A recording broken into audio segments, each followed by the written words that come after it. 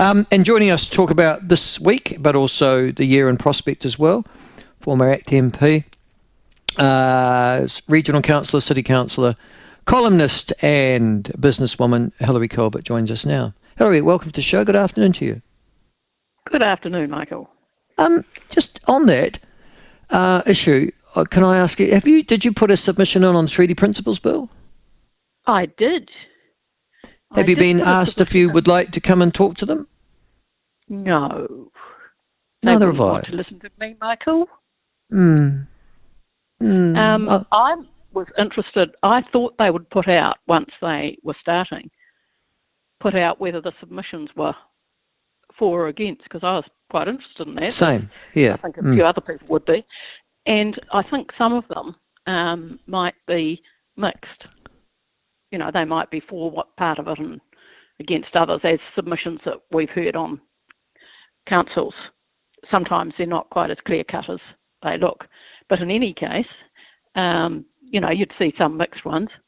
But apparently the Select Committee is going to put them out, and it usually puts them out. So I found on a parliamentary, when they start oral submissions, or they don't put oral submissions out when they... So it's after your oral submission that your submission would be out. Right. But they can decide. But they should have them out now shouldn't they? Well, number one, I'd like to know how many are in favour, how many against, how many opposed, because that's sort of normal.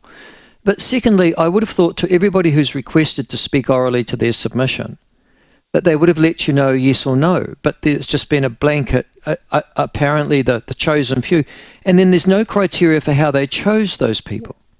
Well, I thought this morning, and I could have been half asleep, but I thought they were saying that they were giving priority to young people and to academics. Did anyone else hear that? No, I didn't hear that, but that's appalling. As I say, you know, I could have been half asleep, and I thought... What would you have heard that on? National radio? Yeah.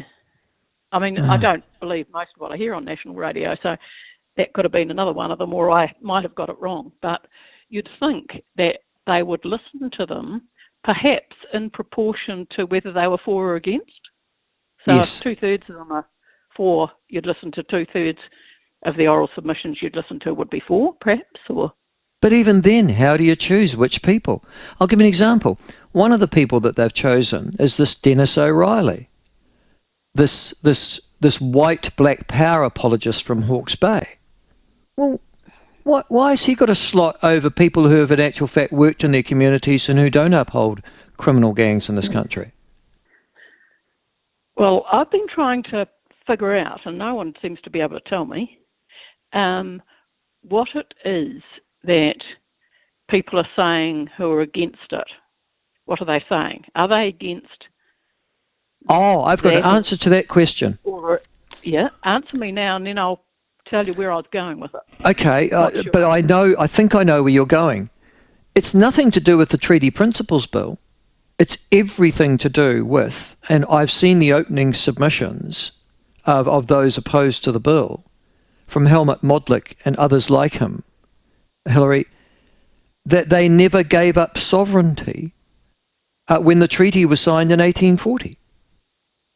Yeah, well, that's at least an idea to say I disagree with that. That's rational. I mean, I don't agree with it, but it's rational. What then? Who is in charge? Is the question. I mean, if that's where you're going with it, not you, but the submission. Yeah. But I think I've got some idea of why they want to just put out there, how dare you try and define these things? They're indefinable. You know, we've got like God is immutable and unknowable and whatever. You know, you cannot know what God is. You even think you might. It has that sort of feeling about it, a faith-based feeling, some of it. But I think what's actually behind it is much more commercial than that. I think it's a monopoly that we wouldn't usually tolerate, because normally we don't like monopolies. And in fact, the Commerce Commission is the only monopoly that we accept. the Monopolies Commission, because there's only one of them. But usually we wouldn't not only let a monopoly group exist in the sense of getting money and all sorts of other things, but they would have to say what they were for or what they were doing. Like, if you, for instance, kill animals and send them to halal, and they have to be halal because they're being sent to some parts of the world, then they tell you what it is, they tell you what it is that you have to do to keep the meat halal, and you might have to pay for an inspector to make sure you're doing it right, doing it to the east or killing them in a particular fashion. And that's understandable. You might not need your meat done that way, but these people, and they're buying it, so they can have their meat done any way they want. We understand that. But in this case, we've got people who, one, want to be the monopoly people about supplying these things, but two, they don't want to tell you what it is that you have to do. And that's what we're trying to do with the Treaty Principles Bill. We're trying to say, let's put down what it is that we have to do to engage with you. And they're trying to avoid that because that means that they're not in charge any longer. Because at the moment, like that $4 million heap of rap about kauri trees in Wales, if in the normal course of events, if you went out there and said, we want to deal with kauri dieback, would people like to put a proposal to us that we would pay for projects that could help? And you'd have a few of them. One of them would be to sing whale music to it. And you'd say, well, for $4 million, not totally sure that that's got any useful answer, whereas some of the others might have. But you can't put it out to tender if you've got a monopoly supplier who tells you they won't talk about why it works or why it doesn't or anything like that. How do you even ask? So I think it's all about commerce. It's all about the money. That's a very cynical way of looking at it, but what you're suggesting is that, here's a really good example. If I come across Meridian Energy trying to renew its consents for electricity generation on the Waitaki River, I can head off to them and say that the Treaty of Waitangi and my interpretation of it gives me the right to charge you $100 million for me to go away. Is that what you're thinking? Yes.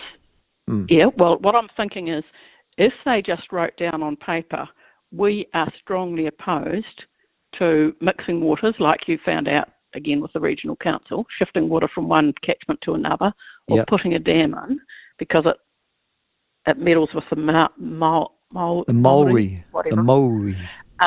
of the river, then you write that down on a piece of paper and the rest of us think, well, thank you for your viewpoint, because we always want to listen to your viewpoint, but in this case we're going to build the dam anyway. No, they say, however, the Maori would be all right in the river if you give us the money. Correct. So it's not so they get stuck as soon as they write down what they actually think they believe. That's exactly the point that I made last week. It's our morality or our spirit is for sale. Yes, but if you write it down, it's much more obvious. If you say, here's the principle, and if you, so long as you keep giving us money on the way past, so long as you keep embedding our people in councils and ministries and things, and you have to pay us and our people, so long as there's a tithe to be paid, we're on board with it. We can put up with damn near everything.